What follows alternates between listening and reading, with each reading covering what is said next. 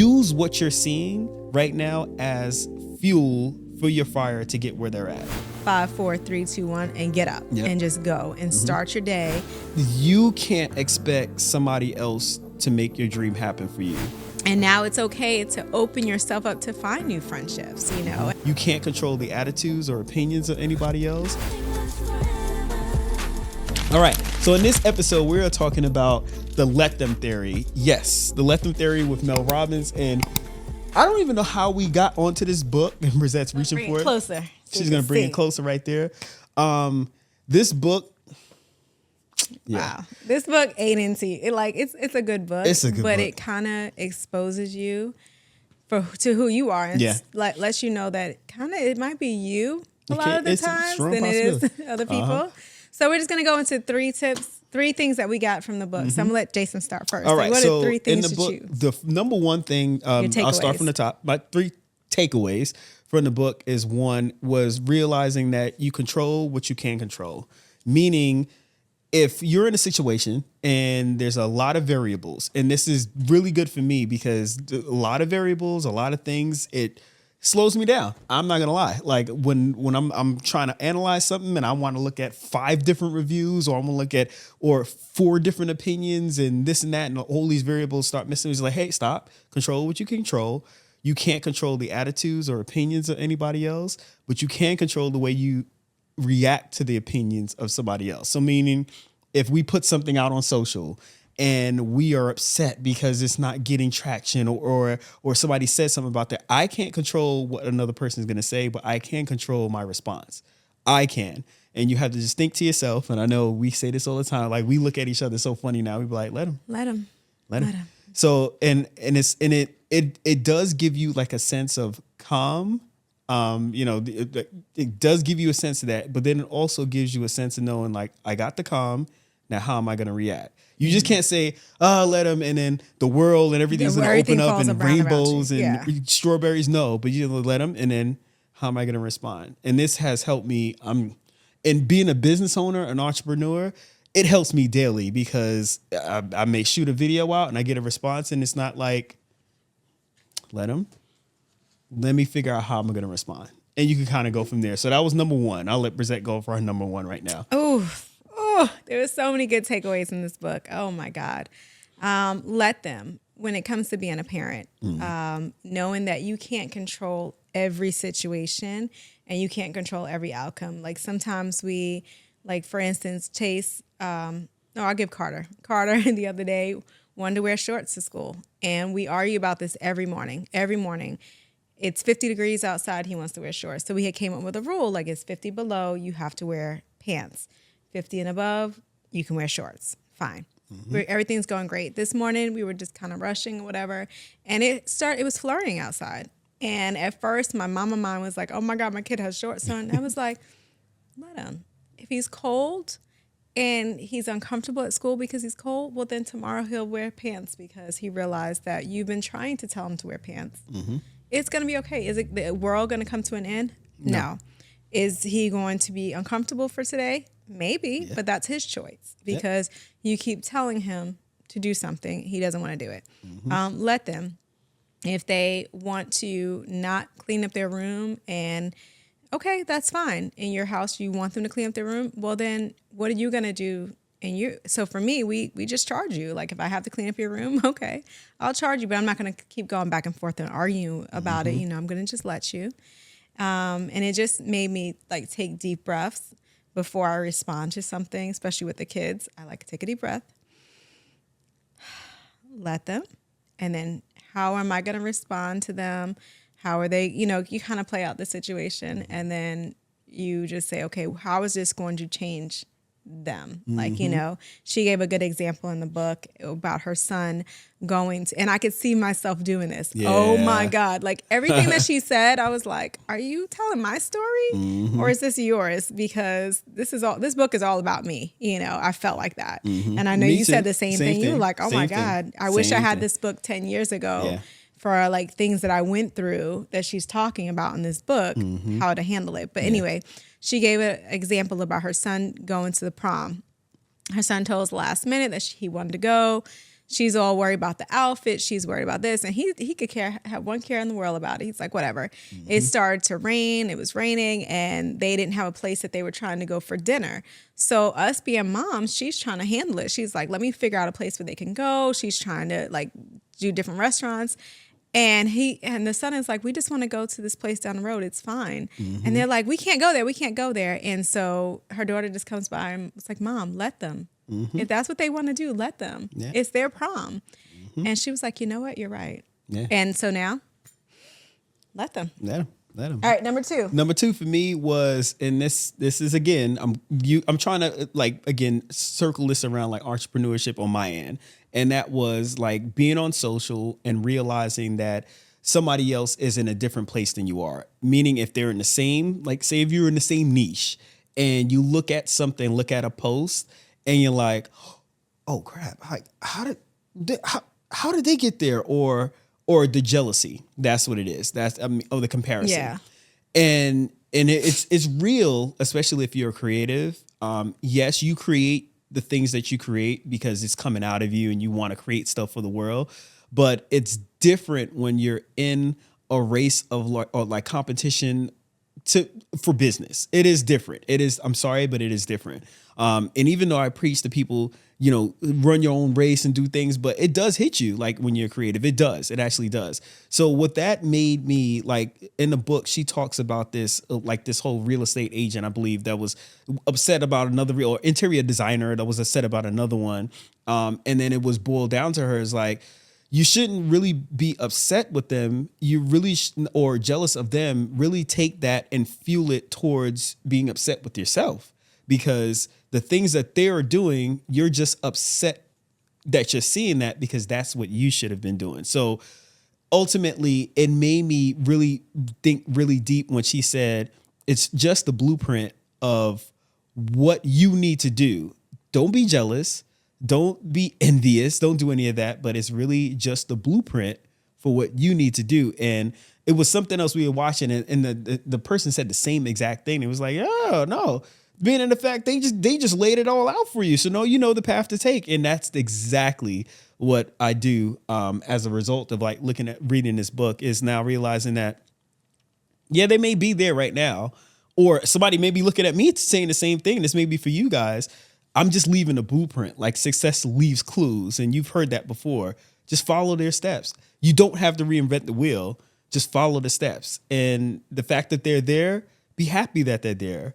But be angry with yourself. Use it as fuel. If you don't have anything as far as like any situation that you grew up in, and you grew up in poverty, or you grew up where the lights are about to be turned off, you don't have anything like that, like on your back right now, use what you're seeing right now as fuel for your fire to get where they're at. That's all you have to do. So that came from the book. And I was like, dang it, she read my mind. Yeah, we'll say all the time, like, if someone got a new house, we're like, oh, I'm so happy for them. But sometimes in the back of your mind, like, dang, how come they got that house? Yeah, it like, should have been happened? me.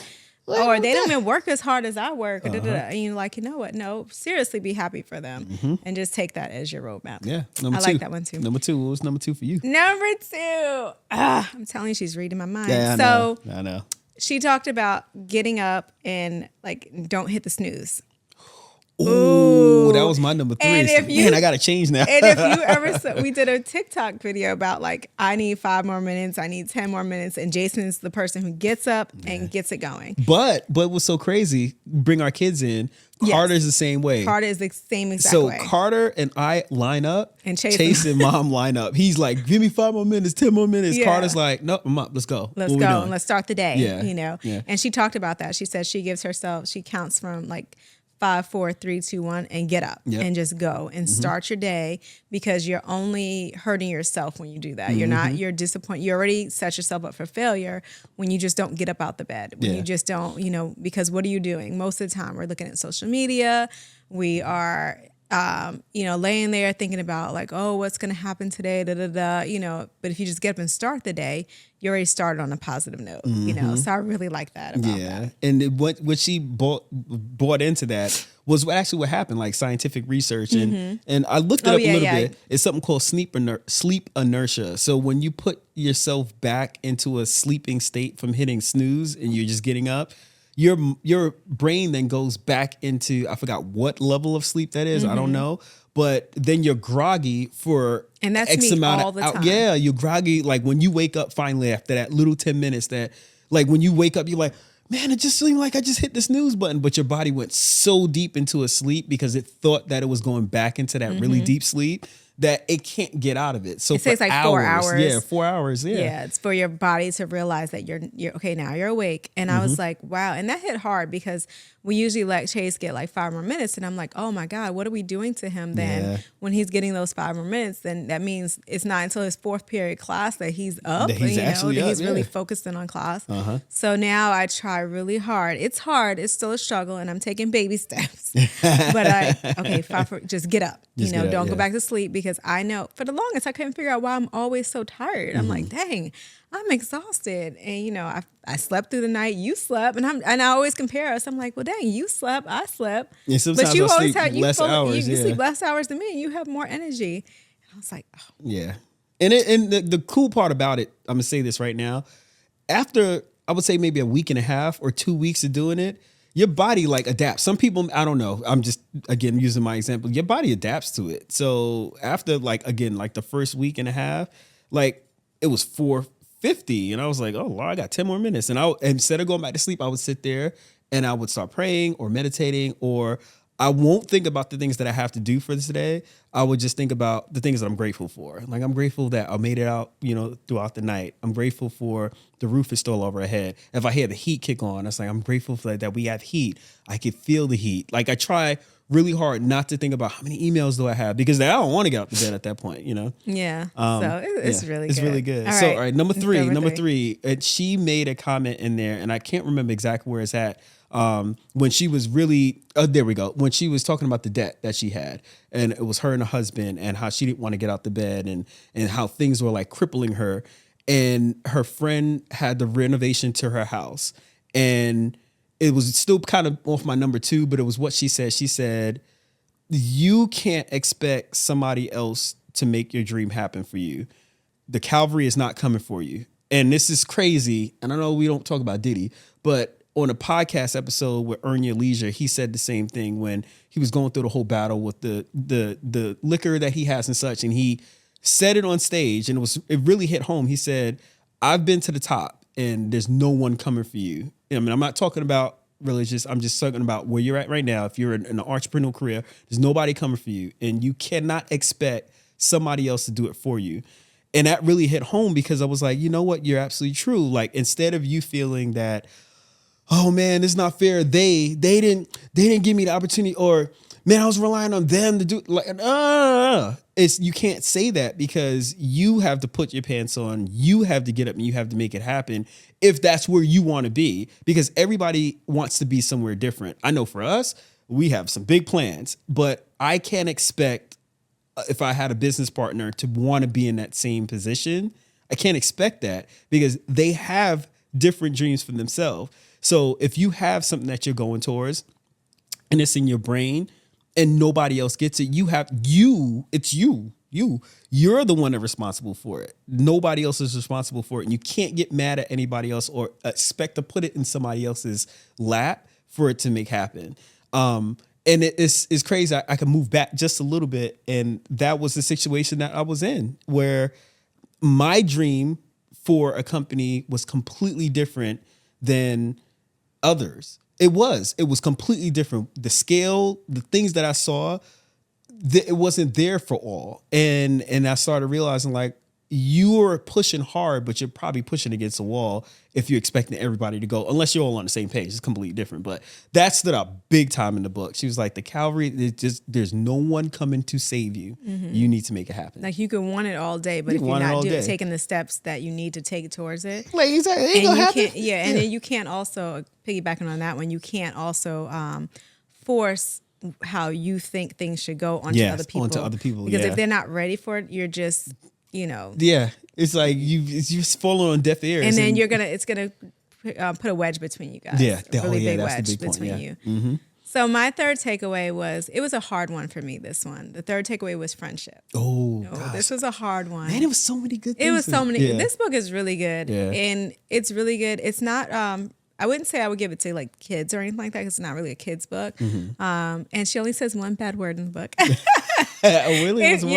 If you know Mel, she only says she's always one, yeah. But it was only one, so anybody could read it. It was a good book. But friendship, her explaining it helped me because we all go through different situations in our lives when it comes to friends. And she was given this one scenario where she had, she was scrolling on Facebook and she saw her friends, a group of friends that she used to be really close with. They had taken a girls' trip together and she had gotten in her feelings and she was just like, wait, how come no one invited me to the girls' trip, you know? And she was just so upset about it. And then, you know, she was complaining to her husband about it and she just sat back and was like, wait a minute.